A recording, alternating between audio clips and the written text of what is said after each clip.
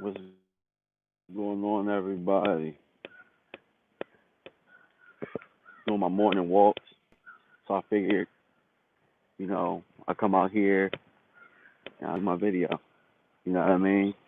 And this is in light to our defeat last night to the Seattle Seahawks. We lost 38-31 in a barn burner of a game.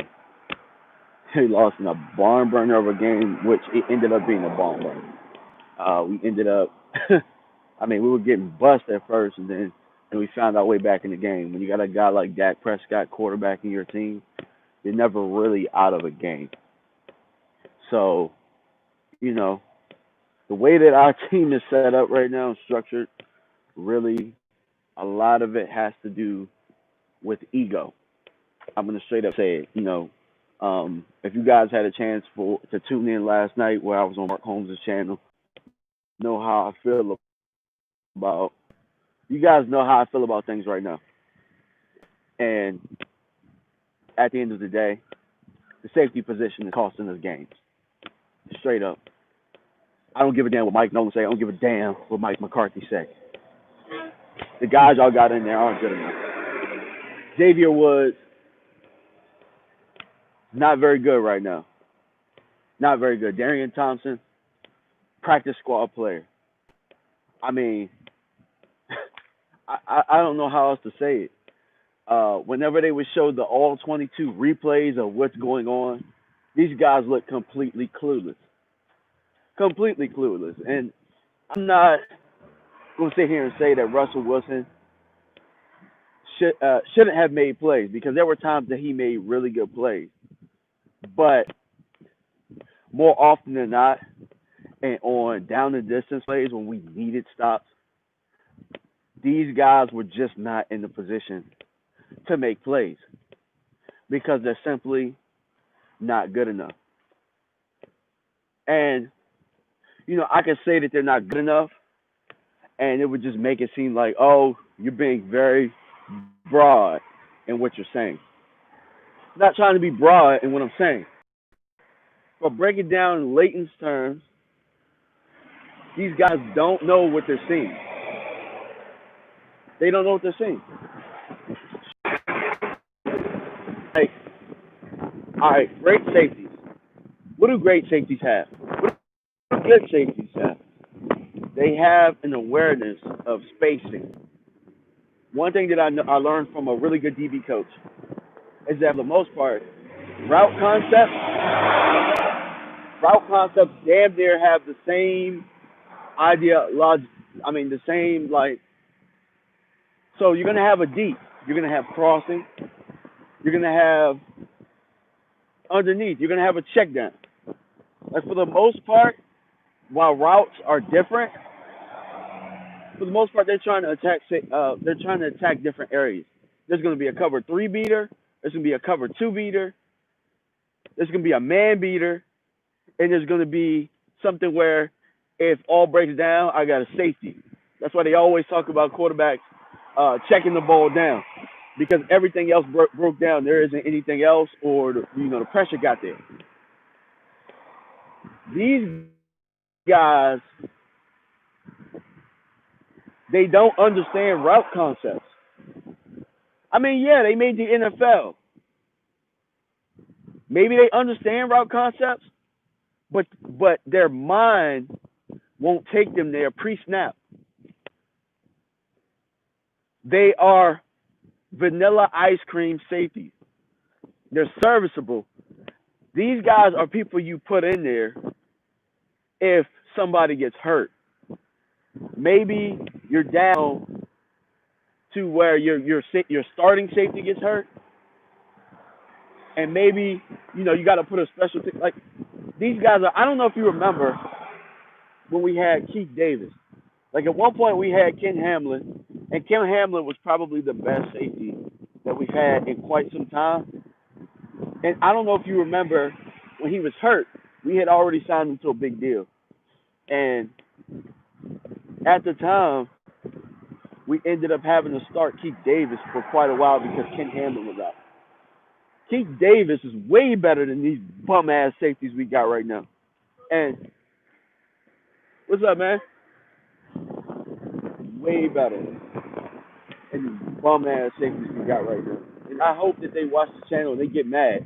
Get mad. Don't get mad at me. Get mad and make some damn play. Let me see some of these comments.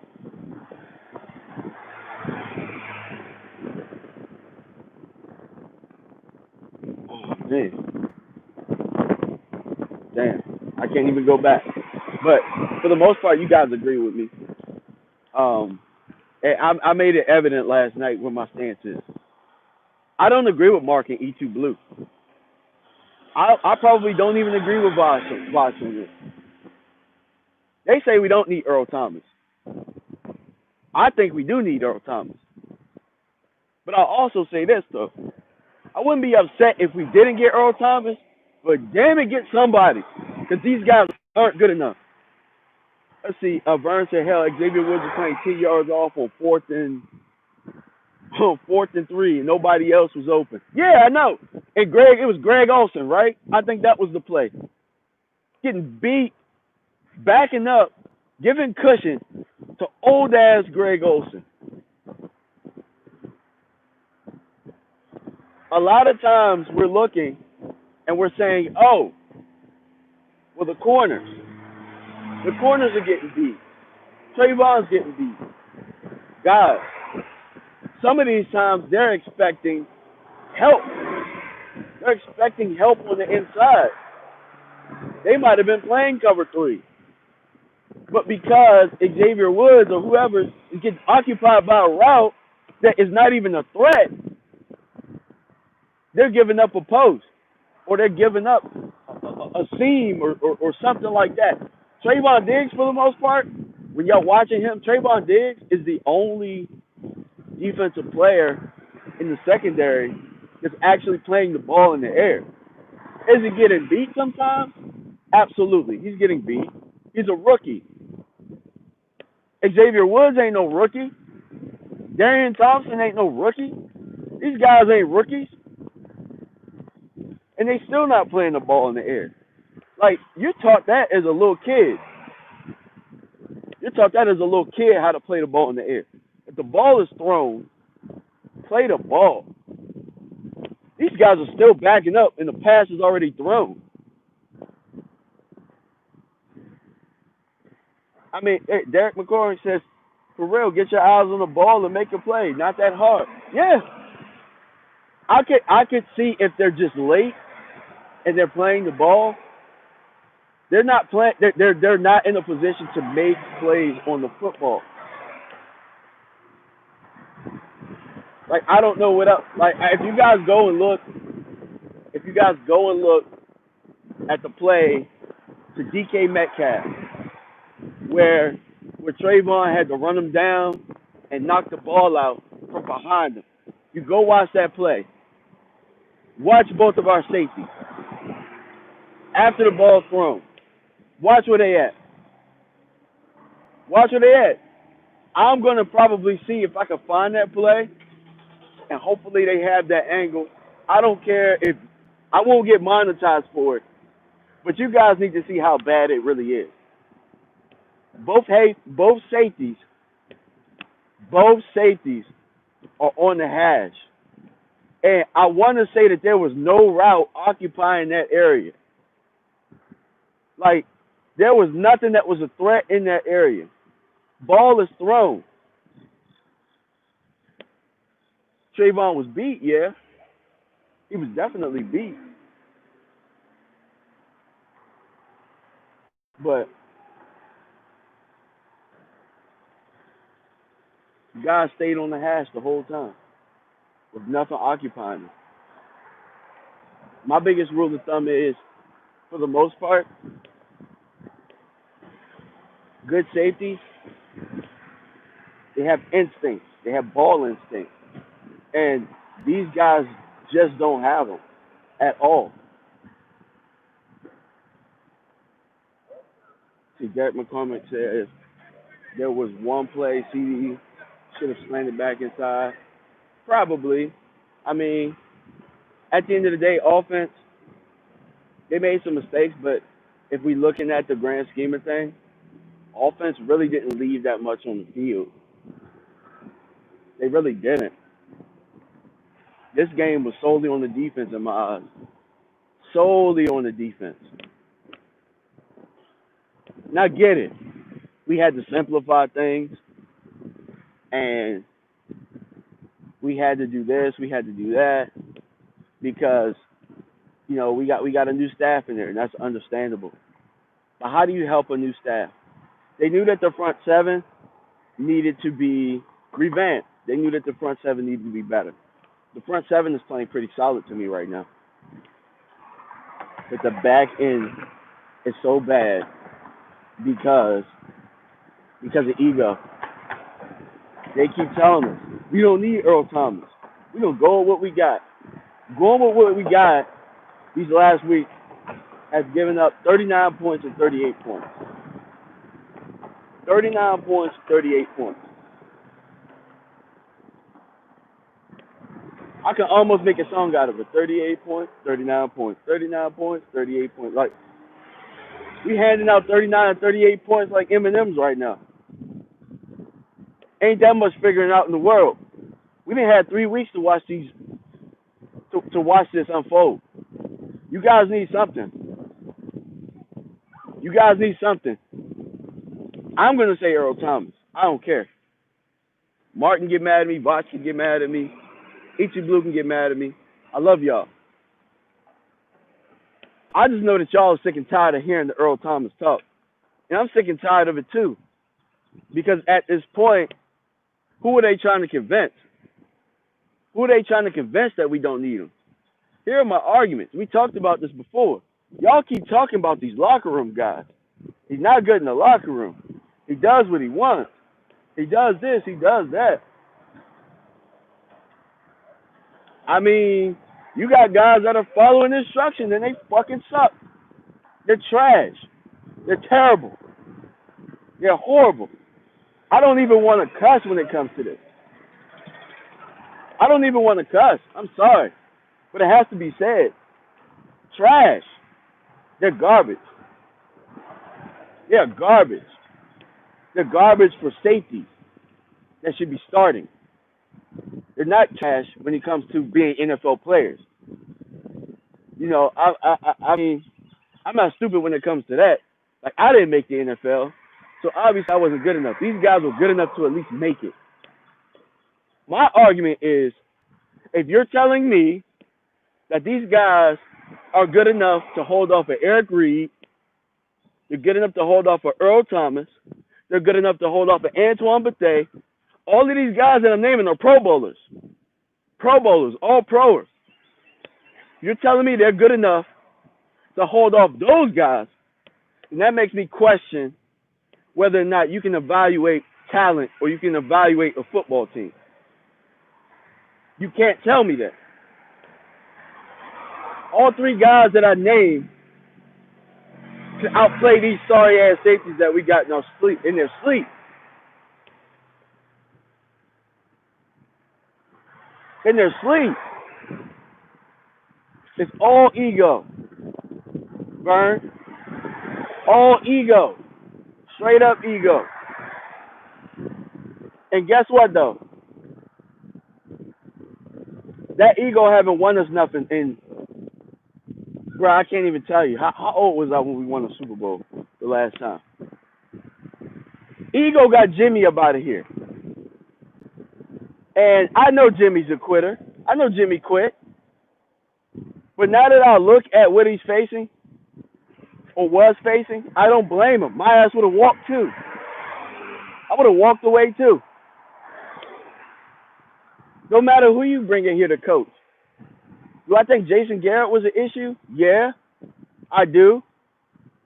But maybe his hands were tied. This is a bad organization, fellas. Women. It's a bad organization.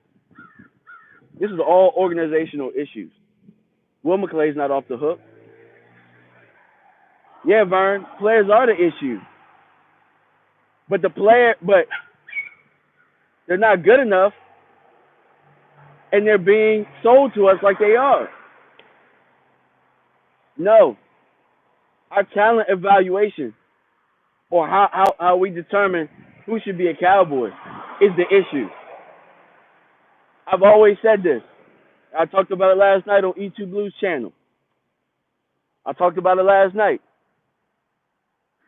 We keep talking about, oh, this person isn't a good locker room guy. Oh, this person's not going to follow this. This person's not going to do that. If you're a strong enough organization, Mike McCarthy has won a Super Bowl. You won a Super Bowl, champ. You won the Super Bowl, bro. Like, if that ain't enough validity, I don't know what is. You won a Super Bowl. So why can't you bring in an all-pro guy that wants to play where you're coaching? Why can't you rein him in? Why can't you rein him in? To me, if you ask me, that's confidence on your part. Defense keeps dancing around, blowing its coverage. Yeah. Mike McCarthy tried to do it with undrafted free agents and practice squad guys while they're Pro Bowlers sitting at home. Absolutely, Cowboy Crunk. What's up, Cowboy Crunk, man? Hey, man. Definitely. Thank you for tuning in. Yeah. And Cowboy Crunk brought up a great point in this. Thank you for that, man. Thank you.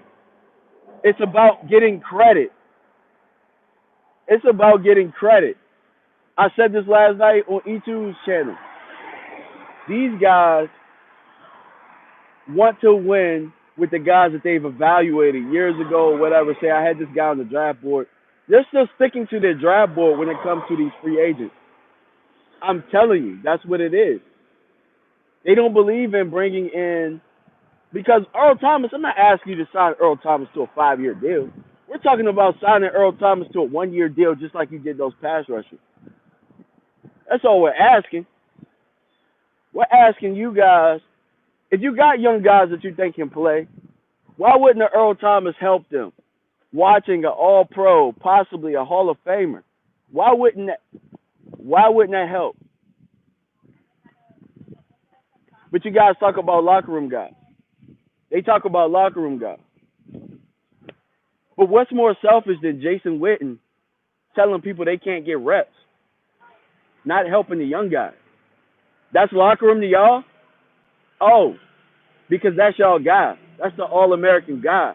That was cool then. That was cool then, organization. Y'all were fine with that.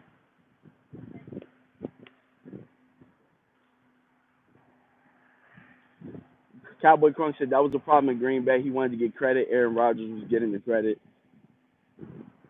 Let's see. Vern says Bradley and I needs to play on the defensive side. Maybe. I don't know. To me, I kind of felt like the defensive line played very, very good yesterday. I think that Tristan Hill is really starting to emerge as the guy that they thought he could. Tristan Hill is actually getting that. He's actually getting that pressure on the interior and in the run game. He was manhandling Seattle's offensive line yesterday. The defensive ends, I thought I had a pretty good day yesterday. I know a lot of people are killing D-Law, but the only thing he's not really doing right now is getting sacks. I saw him getting double teamed yesterday. He still has to be a force if he's getting double teamed. I actually saw Alden Smith more single covered than I did DeMarcus Lawrence yesterday. So it might just be a respect thing right there where they're trying to take him out and they're trying to make Alden show that he can beat these teams. I think it'll open up eventually. If Alden Smith keeps having 3.5 sack games, then they're going to have to stop.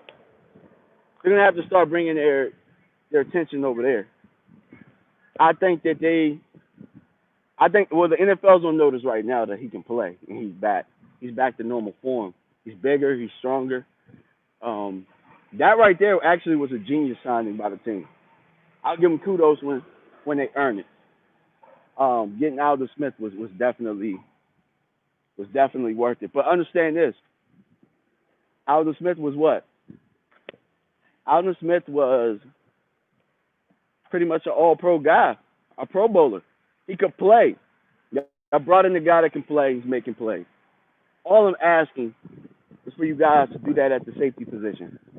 Why not? What do we got to lose? What do we got to lose? I know that E2 Blues' biggest thing is Clinton Dix. Why not bring back? Couldn't have been this bad. That's absolutely true. And this is how I feel like it should have been handled. If was trash, let him be trash those first couple games. But then when these young guys are behind them and they're coming in, it doesn't look bad. It looks like you tried to address what it is. No, that's not what you guys did.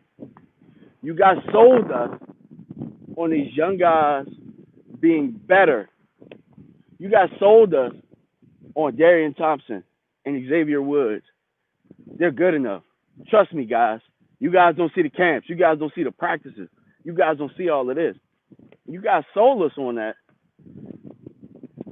And out of 3 games, I could get 1 or 2 bad games. But out of 3 games, I got enough sample size right now to know that this ain't the answer. It's just not going to get better. It's not going to get better. They got to make a change there. It's just simply not good enough. If I'm sitting at home and I know that these guys aren't good enough, what do you think offensive coordinators are doing? If I know this, if you know this, you guys watching, you guys know that they aren't good enough. We're stopping offensive coordinators from attacking that, Let's see what we got. The cook says play calling on the drive before the last drive was horrible. Kellen got too cute and should have ran the hell out of Zeke. Those damn screens he was calling was ridiculous. Yes. I kind of feel like after maybe your 3rd screen like that, maybe you stop calling it. Or maybe if you felt like you were trying to take advantage of the defensive lineman going upfield, maybe you could do like you did in the Atlanta game, where we threw a couple of screens to Dalton Schultz. We let him do his work. I think Dalton Schultz has, in the last 2 games has been pretty solid. So, mix up your variations of screens if you feel like we wanted to take advantage of the screen. But they were not letting us get the screen to Zeke. You guys got to understand something. You guys get it, but they were on an all-out attack for Zeke. I think that they were willing to give up anything but Zeke killing them, because Zeke has had a field day on Seattle since he got in the league. So,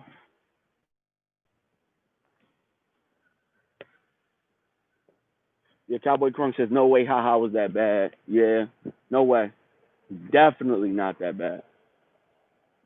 Definitely would have been better than Xavier Woods and Darian Thompson. Absolutely. There's no doubt in my mind. Clinton Dix must have told them.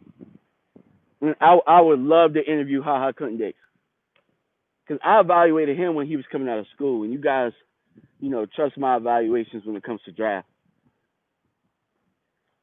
I knew Clinton Dix. I thought he would be a solid safety. I thought he would help us here. And even when he was coming out of Alabama, I knew that he had the versatility that we needed there. So there's no way he was that bad. He must have told him this shit is trash. He must have told him that. Or he must have went to them and said, why are these dudes getting reps when they're not as good as me? Why are you guys giving them a chance? It had to be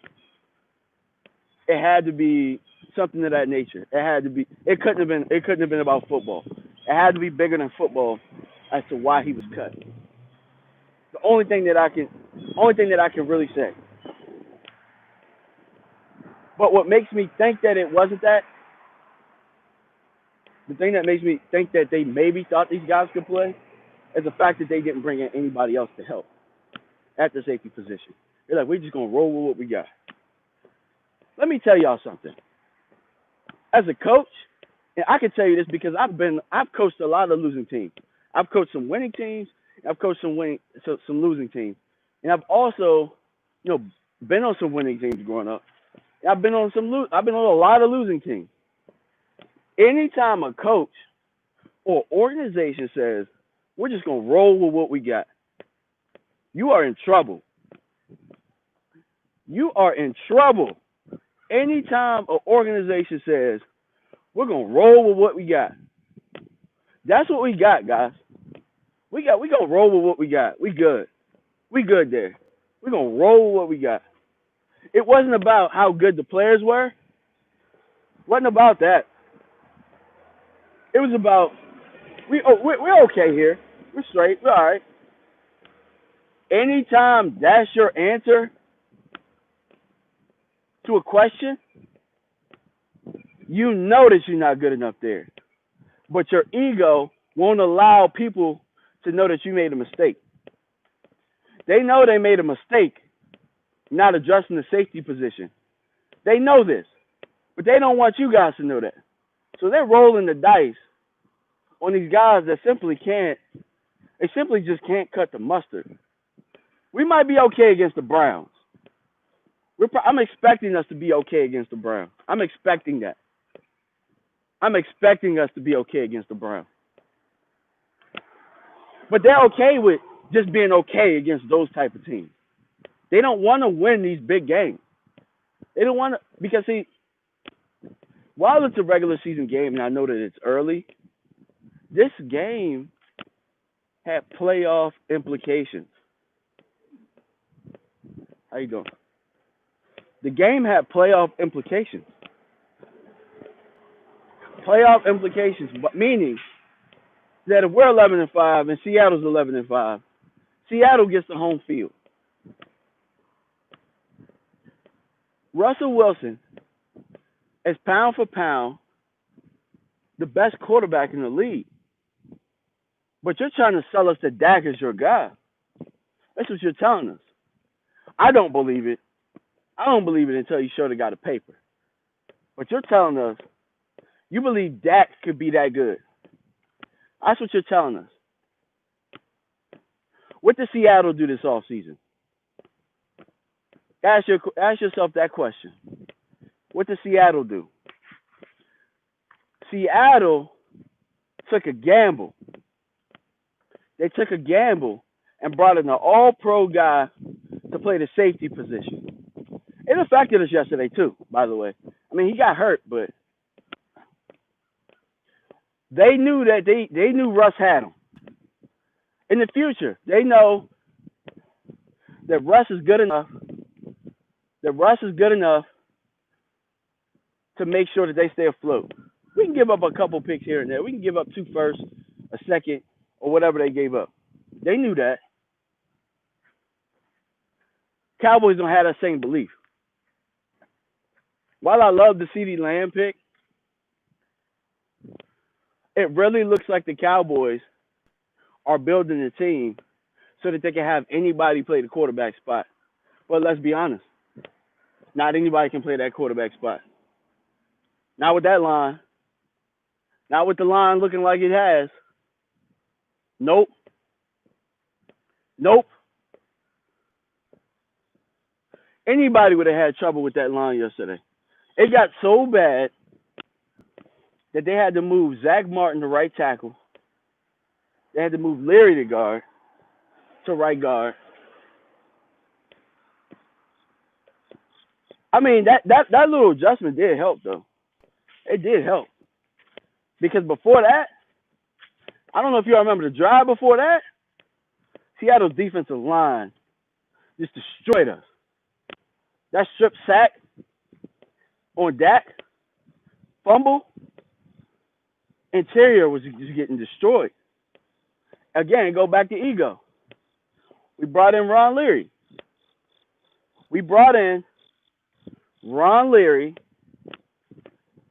And we didn't sign him. You know why?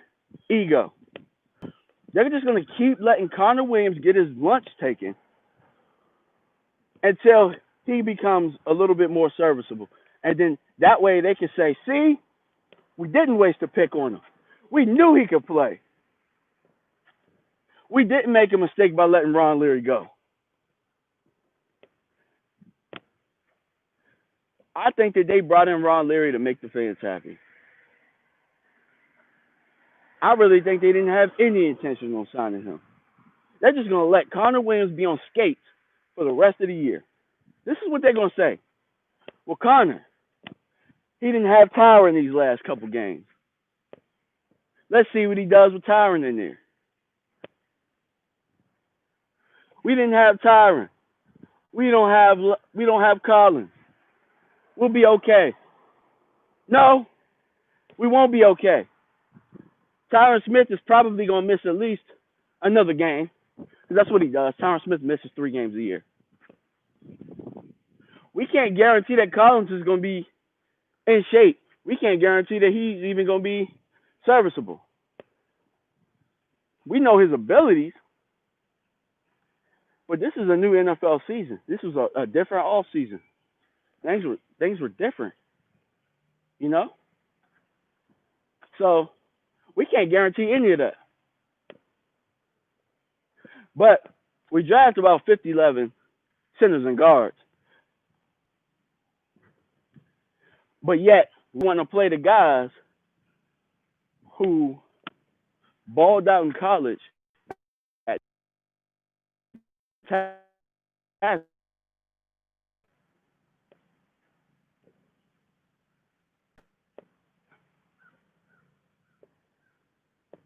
Yeah, I do think Tyler Badass needs to start at center. Sorry about that. But when Zach Martin switched over to tackle and Looney went to guard, although Looney got his ass bust on that last play, the offensive line was more than serviceable at that point. You guys made an adjustment. Clap for yourselves. We made an adjustment. I've been saying this for a long time. Them guard dreams that they got for Connor Williams, cut that shit out. Cut that shit out. He's not a guard. You guys should have been preparing him at tackle as soon as you got Connor McGovern.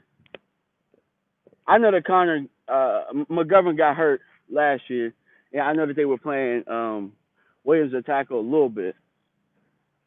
But that should have been your swing tackle right there. We should have been thinking that. We should have been thinking that anyway. You should have been preparing possibly Looney at guard, Tyler Badass at center, and Connor Williams at the other tackle. We would have been way much better shape than we are right now. We'd be in much better shape.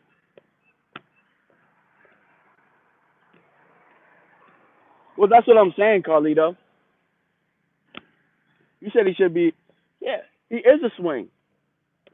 He should have been a swing tackle. That should have been your swing tackle. Because you can't tell me that Williams ain't better than the guys y'all have had playing in there. Now we had to move Zach Martin out there. Now, keep in mind, guys told me, oh, these guys got too short of arms to play tackle. I seen Zach Martin out there bossing shit at tackle.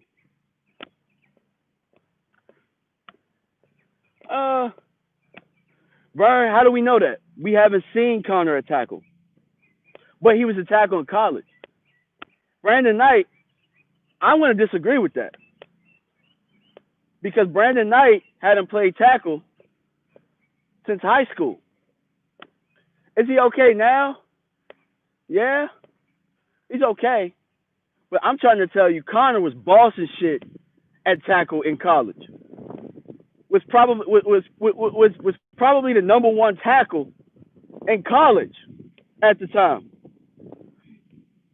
Brandon Knight's okay, but Brandon Knight wasn't a tackle in college. He wasn't. Connor Williams was a fucking All-American at tackle. So was Zach Martin. Both of those guys. Don't believe me? Look it up. That's that's all I'm saying. Ego. I'll be honest. They didn't want to move. Like maybe Zach Martin made the most sense. He probably did make the most sense to go to right tackle because Zach Martin, outside of Tyron Smith, is probably the best tackle on our roster.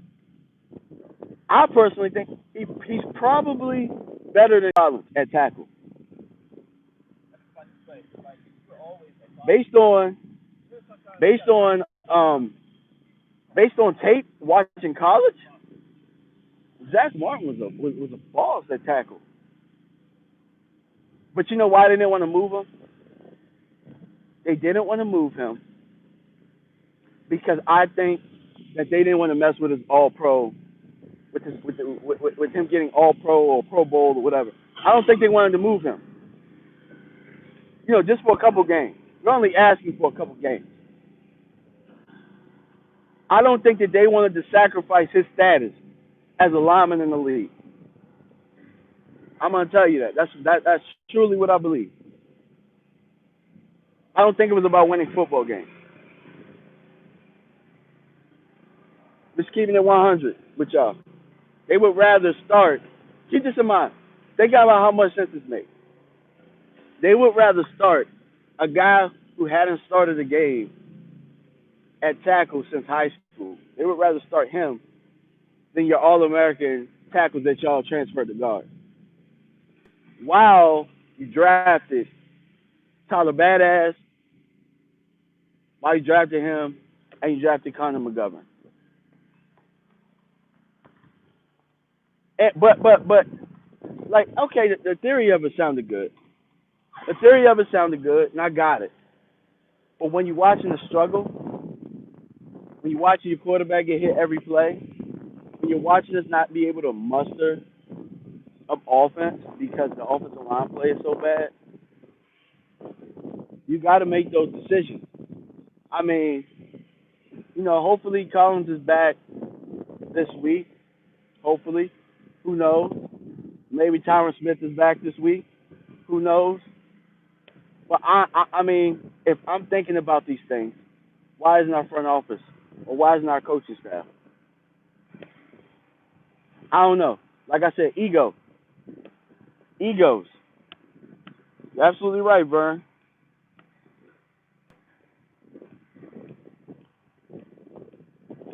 The cook said, so my bad, the cooks. I mean, what front five did you have? Let's see. You have Tyron at tackle, Collins at left guard, Tyler at center, Martin at right guard, Brandon Knight or Connor Williams at right tackle. You're preaching to the choir. The cooks. I definitely agree with you. I've always thought that. You know why I've always thought that? I've always thought that because at right tackle, Dak Prescott's such a good enough athlete that if they aren't great, he can at least see it coming. That was always my thought process. That he can always at least see it coming and elude that guy.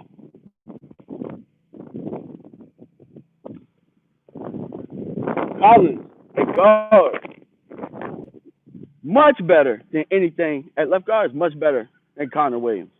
There's no question.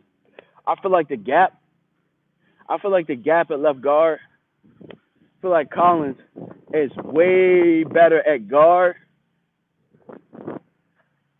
Like the gap there is, he's so much better at guard than he would be at tackle. Like let's say there were two sets of them and they were competing for left guard and right tackle. Collins would win both, but the competition would be much better at right tackle than it will be at the left guard. So just keep that in mind. That's kind of how I felt. I've always felt about it, and I always feel like if you're struggling with doing a lineup at line, or this person's here and this person's there, go with the best five and figure it out that way. I don't think that we've been going that approach. I know that it's the NFL, but you drafted guys that played multiple positions. Zach Martin played both guard and tackle at Notre Dame. Connor Williams Played tackle. I don't know if he played any guard at Texas. I don't. But Connor McGovern played guard and center. Why haven't we seen him yet?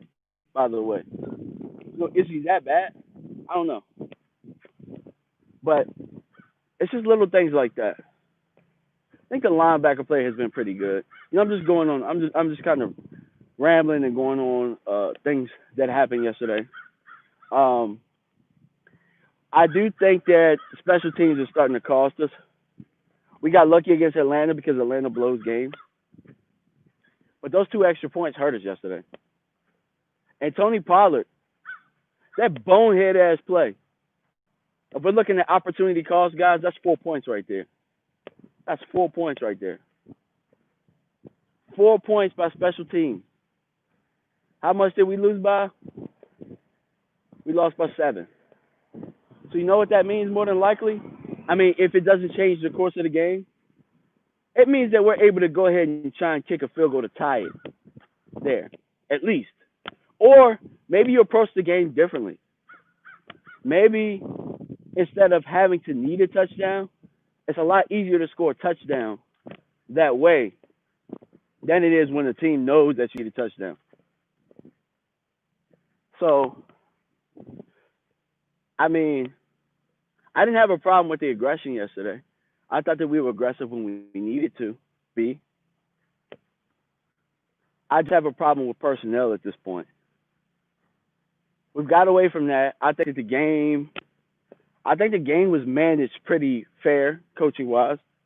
I don't think we should get rid of Mike McCarthy. A lot of people are getting on Mike McCarthy, but I think that I think the team is coached up well enough to where it's the player execution at this point. It's the player execution and the guys that they said were good enough to be on this team. Some of them are just not making plays. Jackie said our coaches were not good on yesterday. Well, why don't you think they were good, Jackie? I mean, maybe Kellen Moore called maybe one or two or five more screens than possible. But I mean, I think that coaches can't make plays for you either. Now they might. Now if you're saying that the coaches are determining who these guys are, and they got trust in some bum ass players, then I'll say it is coaching. To Kellen Moore, those calls at the end of the game, there was game management. I'm gonna disagree with you a little bit because I think maybe one of the screens, yeah. But Ron Leary on that last play, he got his ass bust so bad that you can't blame that on the play call. That defensive lineman threw him like a rag doll. Like a rag doll. And that was the best line that we could put together at the time. Yeah, I'm with Ron Leary. Absolutely with Ron Leary. No problem with Ron Leary at all. I didn't think we should have got rid of him in the first place, to be honest with you. I always thought we missed him. I thought Ron Leary was much better than Collins when they tried to make it seem like Collins was better or we weren't missing a beat. When I look back, what's up, Game Changer? What's up, Isaiah? When I look back at the 2016 line, I was watching the Cowboys and the Steelers. That was on the NFL Network a couple of days ago. And I'm glad you guys could take this walk with me. I do this walk pretty much every morning. It's about 4 to 5 miles. So I was watching the NFL Network, and they were showing that line. And, while we're saying Ron Leary, we miss Ron Leary. I'll tell you the biggest component of that line that we miss. We really miss Doug Free.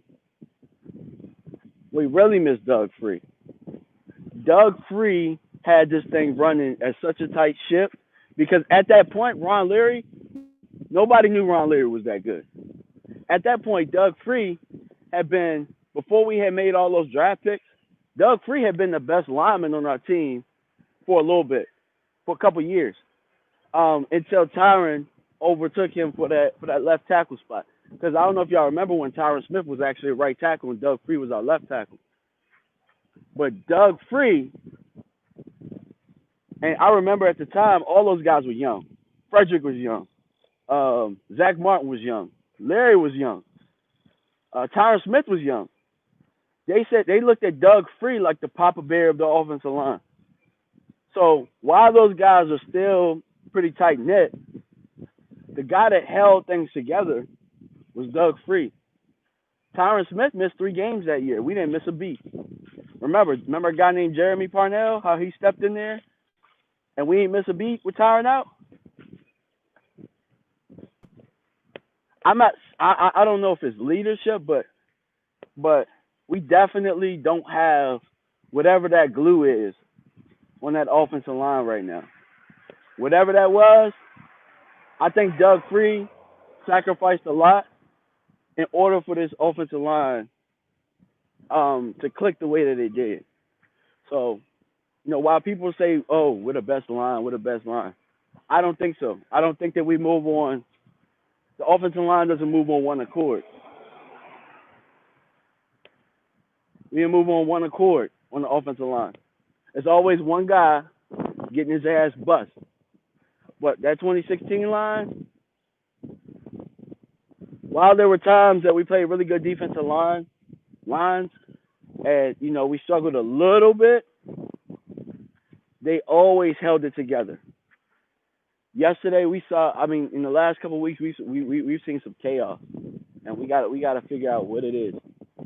I don't think Lyle Collins could have came into camp out of shape with the Doug Free there. I don't think he would have done it.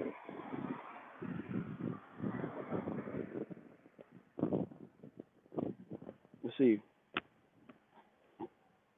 It's Connor, man. Look at him. Always getting tossed by a snatch and pull move. Yeah, it's been happening for 2 years, maybe 3. Yeah, Connor didn't play well at all. It's actually funny because Connor Williams played better against Aaron Donald than he did against Seattle yesterday, which is actually kind of weird. But this is the guy they keep throwing out there. This is what they keep throwing out there. And it's making us struggle a little bit. We weren't able to run the ball a little bit. We weren't able to run the ball yesterday. My guy Mark keeps blaming Zeke. Zeke did have a bad game yesterday, though, catching the football. There were times while they were sniffing out the screen and stuff, there were plays that weren't screens and Zeke was dropping the ball. Zeke might have had 3 drops yesterday.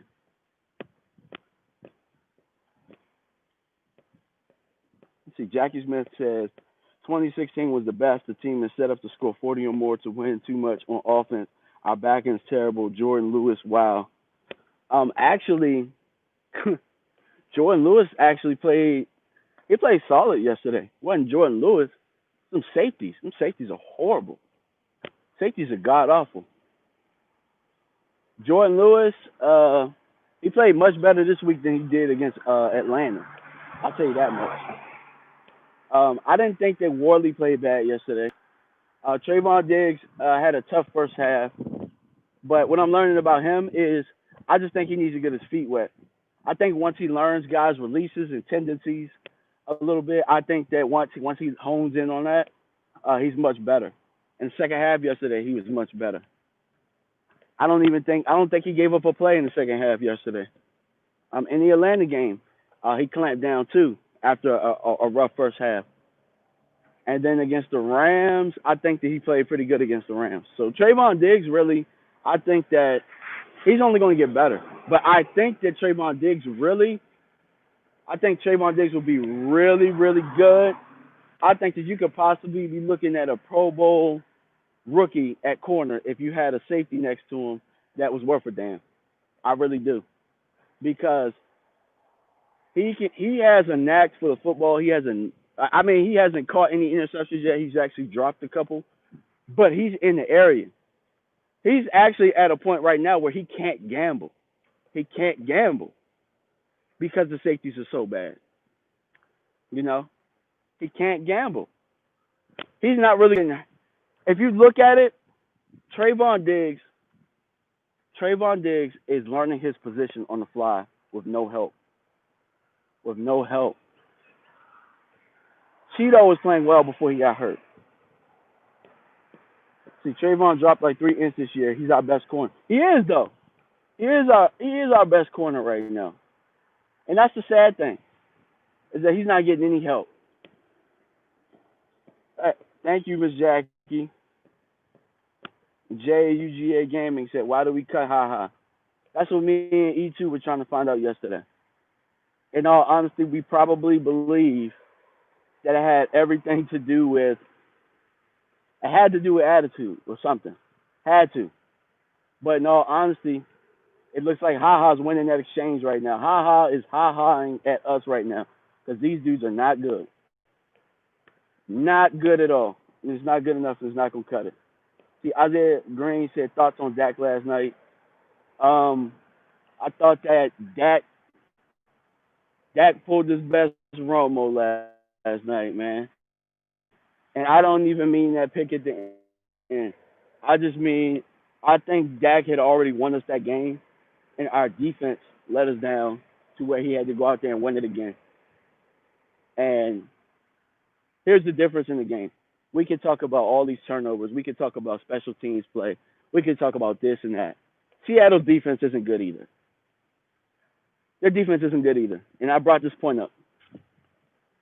Their defense, when it was time to make a play, their defense made plays. They made a play. When it was time for our defense to make a play, repetitively, penalties. Yeah, I know that the games were called what was called a little different, but our defense did not make a stop when we needed them to. Point blank, period.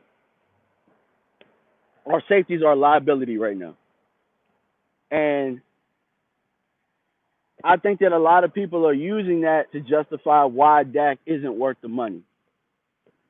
No quarterback, doesn't matter how great you are. Doesn't matter how great you are. No quarterback can keep winning these games week in and week out without the defense being able to make a stop when it counts. The only quarterback that I've ever seen do that and win a Super Bowl is Tom Brady. He's the only one that I've seen do that. You guys keep they name these Aaron Rodgers, these Mahomeses, all of these guys. Tom Brady won a Super Bowl with the 31st ranked defense. And you know what though? I'm not even going to say Tom Brady. You know why? Because when that defense was ranked 31st in the league and he won a Super Bowl, they made it stop when it counted. You know what that play was? It was when Malcolm Butler jumped that damn route on the goal line. So he still needed the defense to make a stand. Even with the 31st defense in the league. Go look it up. Go look it up. Tom Brady still needed that defense to make a play when it mattered. Constantly. We see this every year. But we keep blaming Dak, though. If it wasn't for Dak, we're not in that game at all yesterday. Period. The guys that kept us in the game were Aldon Smith and Dak Prescott. Defense did cost us the game. They absolutely cost us the game. Without Dak Prescott, we lose 50-0. You guys can talk about that Andy Dalton bullshit all you want to. Andy Dalton would have got his damn wig split yesterday. He would have got his wig split yesterday. But we don't want to talk about that. We keep talking about Dalton time. Put Dalton in. Put Dalton in. You want to know what happened the last time Dalton was in? Cincinnati got the #1 pick. We watched Joe Burrow tie with the Eagles yesterday. That was a result of Andy Dalton. Andy Dalton. You know what they said in Cincinnati? Cincinnati don't have a line. Cincinnati's line is trash. Dalton had these weapons. What? Dalton has had weapons. What are y'all talking about? Their offensive line was bad. So what you think he's going to do with this offensive line? What do you think Dalton going to do with this offensive line? They can't even block for Dak, who's a mobile quarterback who can move. But I digress. Y'all the same ones that want Trevor Lawrence. The same ones that's gonna hate this dude no matter what. Dude threw for 900 yards in 2 games. But in all actuality, why did he throw for 900 yards in 2 games? You want to know why? Because our defense is so damn bad and has given up so many damn points. We've been getting the ball on offense more. We've been getting the ball on offense more. It ain't garbage time stats. Why he thrown for 900 yards? Point blank. These have been shootouts. These last 2 games were shootouts. And our defense couldn't stop a nosebleed. Couldn't stop nobody. But hey, I'm not even really asking the defense to be a shutdown, doomsday defense. All I ask is that you make stops when they matter. Make stops when they matter. Get off the field on 3rd down. Like, our offense is so potent. Like, what y'all don't understand, what people don't understand, is that about our offense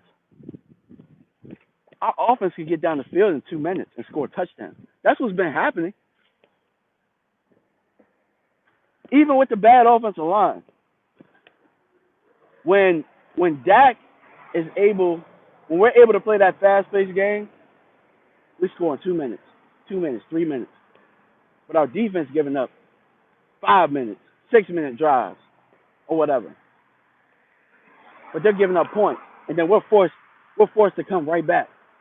We gotta respond. And you know what happens when we respond? They give up another damn score, or something stupid happens, where our special teams gives up field position, or the coaches make a bad decision, or give up a chunk play, or whatever it is, whatever momentum that our offense always gains, the special teams or the defense gives it right back. Did our offense start a little slow yesterday? No, they didn't start slow. They didn't start slow. Our defense actually started pretty good, and then once they let Russell get a rhythm, it was big play after big play after big play, and we had nothing for him. We had nothing for him. You see some of these comments.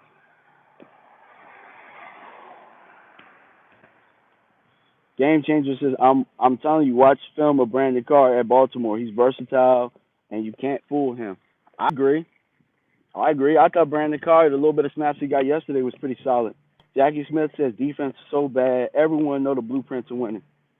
Okay. JUGA Gaming says, it's not that I hate Dak. I just feel like the team needed other areas instead of to pay a QB $40 million. All right, bet. So we didn't pay our quarterback $40 million. So I'm glad you brought up that point. Thank you for making my point. Because even when they have money, they don't spend it. They don't spend it. So thank you for making that point. So why not pay him? You ain't going to spend the money anyway. Where is it going to go? To next year's cap so you can not pay nobody? They're not going to go out there and get the positions that we need. They're only going to pay the homegrown guys. We've needed a safety for a long time. This was an opportunity this year. Actually, between the last 2 years. Last year, they should have got a safety in the draft. It really comes down to the importance of positions that they don't find.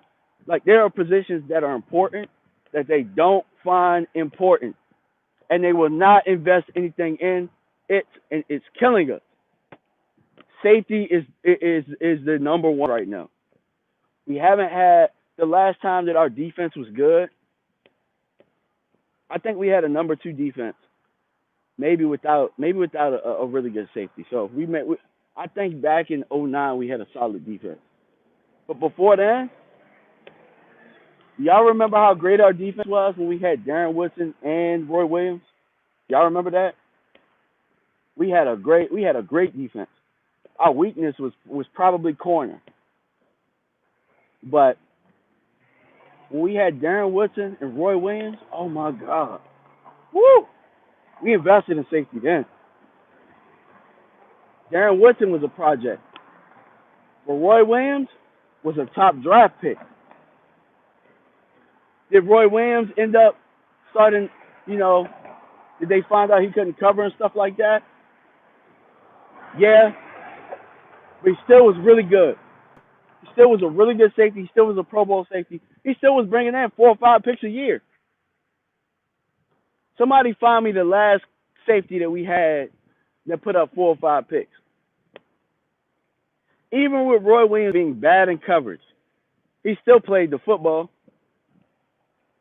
The problem is that they still think it's the 90s.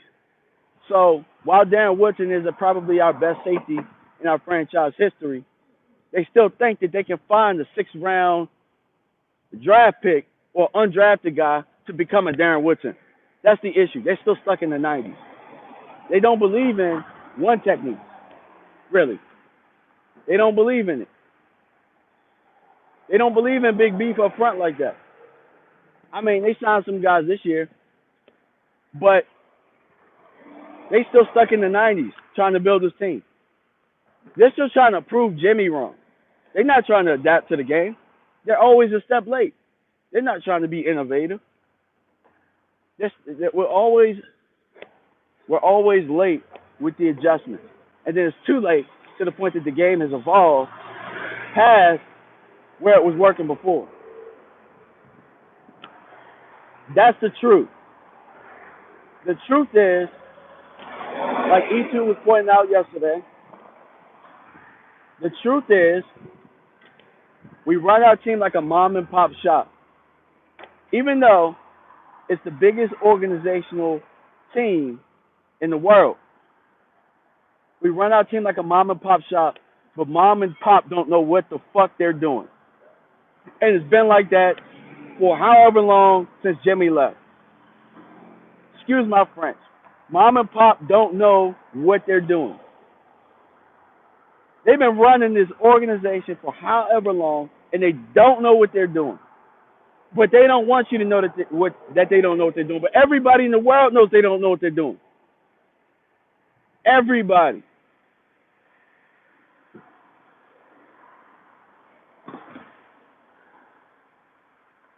And another thing, too. You guys keep talking all this junk about not paying Dak this, not paying Dak that. Cool. So, but are we gonna say? Because I'll give them credit for lucking up. Are we gonna say that? Are we gonna look past the fact that we lucked up with Dak Prescott at quarterback? We're not going to. We lucked up there. We lucked up. We've lucked up at the past 2 good quarterbacks that we had. Their evaluation of quarterback is trash. It is terrible. You trust these guys to go out and find another quarterback? You trust these guys, the same ones that were going to trade back into the first round for Paxton Lynch. You trust these guys to find you another quarterback. I'd rather pay $40 million. I'd rather pay them $50 million than to trust them with finding us another quarterback. That's really what it is. Say what you want. The guy is a maybe top 10 quarterback. I can't even argue it anymore. He's a top 10 quarterback. And you guys know me. I was the one who told y'all Dak had limitations. He's gotten better. He's gotten better over time. He's more than serviceable right now. You keep talking about we could have got Cam Newton. Cam Newton would have still been getting the same criticism here. It's this organization. There's nothing to do with it. You want to know why Cam Newton's having success right now? Cam Newton went to the most successful franchise and the most successful coach that we've ever seen, that we've ever known. That's why Cam is having success. Cam wasn't having success with the Panthers over the last couple of years.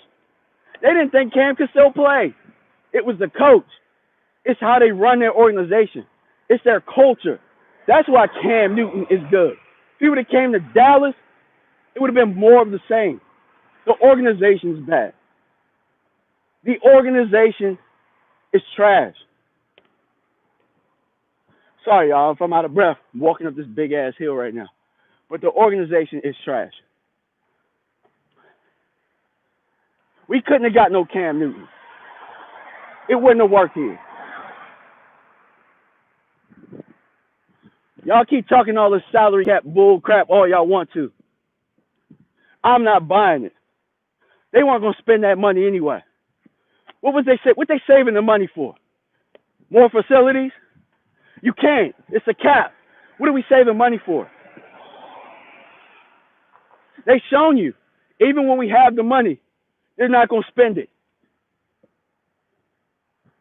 They've shown you that. They've also shown you that they can't evaluate what the hell a quarterback's supposed to look like. They've shown you that. So do you want to know what bad teams, do you want to know what bad organizations without a quarterback and a whole bunch of salary cap look like? They look like the Tampa Bay Bucks and the Cleveland Browns. That's what we will become if you don't sign Dak Prescott. Mark my words. We will become the Cleveland Browns and the Tampa Bay Buccaneers. Not that we not, and the crazy thing is, not that we not that already. We will become the Detroit Lions.